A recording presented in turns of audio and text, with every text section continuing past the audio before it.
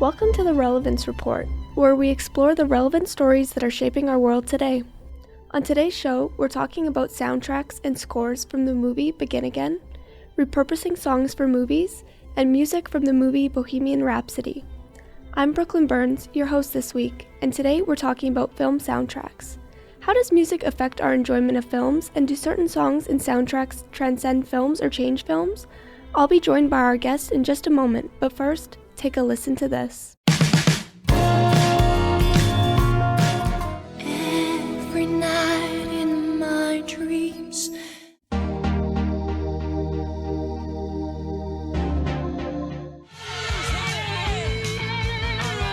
I'm joined by David Falk and John Johnson, my colleagues at the Relevance Report, to discuss this particular element of music. So today we're going to be talking about scores and soundtracks. A score is music composed entirely for a movie, often entirely by one composer, like how John Williams did Star Wars, where some of the music might be 5 seconds long or themes specifically written to be played in the film. And a soundtrack is a compilation of songs not all necessarily written for the film. John, you yourself are a fan of specific soundtracks. Some of the soundtracks that you listen to are from movies you've never seen. Yeah, so the movie that I want to talk about today, or that stood out to me the most, is the soundtrack. And its soundtrack is called Begin Again, starring Keira Knightley and Mark Ruffalo. So each of the scores used in Begin Again have specific meaning correlating to the scenes. There is a score that I want to talk about in the film titled Coming Up Roses, and of course it's an idiom that means everything will turn out okay. And the film tells the story of Greta, starring Keira Knightley, who was cheated on by his partner Dave, who was played by Adam Levine. But instead of grieving, she went with his friend to an open mic, and there she found Dan, played by Mark Ruffalo. Dan asked Greta if he can sign a label for her because he was mesmerized by the original song that Greta sang in the open mic, and it saved his life. And from then on, they started on an album recorded in the outdoors of New York City. Each songs talk about the struggles of life. The movie was released in 2013, and to this day, I still listen to the soundtrack. I even had the CD album for it and the Blu-ray movie. I am just a huge fan of the music and the movie, so I recommend it to anyone who hasn't watched it. What keeps me listening to the soundtrack is just the whole meaning of it. I just gravitate towards songs that just relate to me depending on my life situation. The movie is also known as Can a Song Save a Life? It technically didn't save my life, but it did change my life and how I view it. There is a scene in the movie where they talk about for like banal moments, and that made me appreciate the little things in life. It's awesome. I think that when soundtracks have whole other meanings other than the movie, that's what keeps them growing in popularity. David, you on the other hand, besides being a fan, have spent time interested in film songs that find a new repurpose in life. Yeah, that's true. I'm always like kind of drawn when there's like a lot of excitement around certain soundtracks, especially when people start putting things together. Like I don't know. one of the examples I was using was something like Trainspotting, where you almost, those songs weren't made for that movie, but you listen to them and you're like, it's a part of it now. I don't know if you know Born Slippy or something like that. That's the end of the climax. I think that's kind of an extension of like certain better filmmakers who intuitively understand the way certain songs can shape and form like liminal spaces. And I mean, admittedly, some of my opinion on this is predicated on my own belief that I feel I probably would be a good music supervisor for films. But I think that's always so interesting about how we think of certain movies and then or certain songs, and we can't help but think of the movie anymore. I mean, like, I hear late 90s pop punk and I think of teenage American sex comedies like American Pie. And like 90s I think is a particularly like fruitful time for it. Like anything with Tarantino, if you hear Steely Dan, I'm just scared I'm going to lose my ear like they do in Reservoir Dogs. Or like, as I mentioned, Trainspotting, I hear Lust for Life or Born Slippy and I just immediately associate like Ewan McGregor running down a street shoplifting. So I always think it's interesting that when we can find a new meaning and a new context that lets us re-engage with it. This idea of repurposing music really is an interesting one. And that would be kind of similar to you, right? Because like you said that you initially when you saw Bohemian Rhapsody. I mean, Queen's existed for years. That music, Freddie Mercury's been dead for so many years, and yet you kind of refound this music. Yes, this 2018 musical drama about Freddie Mercury and Queen wasn't just a cinematic success. Its soundtrack reignited the world's love for Queen's legendary music.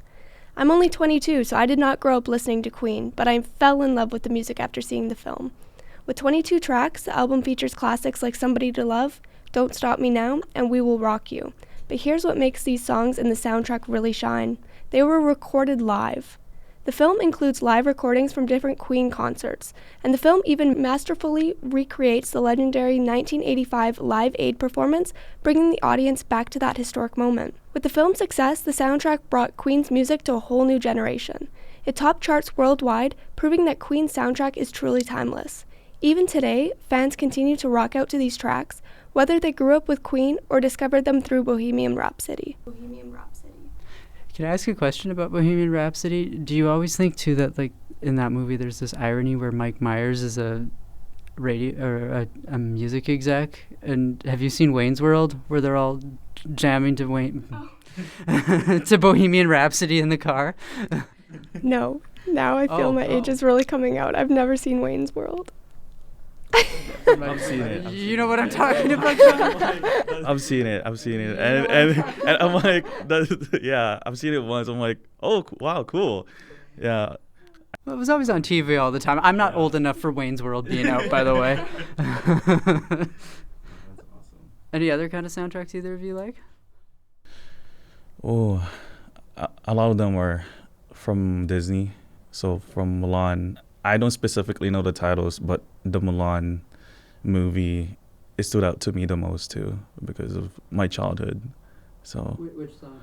Oh, good question. It's probably, well, it's almost at the end where they were celebrating the defeat of General Genghis Khan, yeah. Yeah, exactly, yeah. So it's that moment and score of the movie, and I'm like, as a kid, I'm like, wow, that's really cool, and like the music just fits in that celebratory event. So Do you always think it's really funny about how we score like certain things that like I remember hearing this take on it, or not take, this observation that a lot of people's fear of sharks is largely predicated under the Jaws theme, and that if you watch footage of sharks or great whites with like clown music, you're not scared of them at all, and it's just so funny because I guess like after that movie came out, people's fear of sharks went up 1,000%, but so much of it is just based on the Jaws theme, the doo-doo. Yeah, that's right. Yeah, like whenever I would watch documentaries of sharks, like that's what I would hear. Yeah. Shark Week. Yeah, Shark Week. Yeah, exactly. So that's really interesting. It's just kind of it's kind of funny to play around with stuff like that where you're just you don't realize just how much of an effect music has on like any kind of your space. Or any kind of noise, background noise, anything in the back. They say like even TikTok now, they say that there's certain sounds in certain songs that no matter what you place it with, it gives you that kind of creepy feeling or an uneasy feeling, even though it could be puppies running through a field or something. But the music and the lighting and everything plays a huge effect on how we react to it emotionally. Right. It's like that fine line between marketing and art. What do we feel like that? Any soundtracks we're all looking forward to or movies we're looking forward to that you think there would be a good soundtrack? You know what I just saw the other night? I saw Better Man with Robbie Williams. Oh, he's a monkey. And he's a monkey. Oh my goodness. It was so good. Without the soundtrack being amazing because it's Robbie Williams, the movie was amazing. Like, it's got so many different metaphors, and just the way that they filmed it and edited it, it's amazing. I would just have to say, you should all watch it. I remember seeing the trailer for that, and all the comments on it were like, is this real? Like, this can't be a real movie. Yeah, it is. And I was like, why are they depicting him as a monkey? And it's because in like an interview he had said, he was like, when I go up on stage, I feel like a monkey performing in front of people. So the director, whoever that was like, perfect. Monkey movie.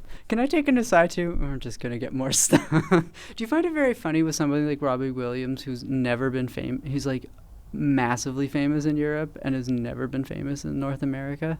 Yes, because you know what? I had no idea who he was until I saw the movie. I was like, my mom was like, you'll recognize this song. And I was like, I've never heard this song, Mom. Sorry. And now, for our question of the week, we asked, what is your first memory of music? Probably playing music as a kid on piano. Actually, I don't listen to music that much. I always listen like the one of the back home music. So that one like country music. My first memory of music was way back. I would have been when I was around 5 years old. Both me and my brother were in orchestra when we were little kids. We both played the double bass. I remember spinning around a pole in my bass teacher's basement. It was like that cement pillar over there, actually. Me and my brother were just putting our arms around it and walking in circles.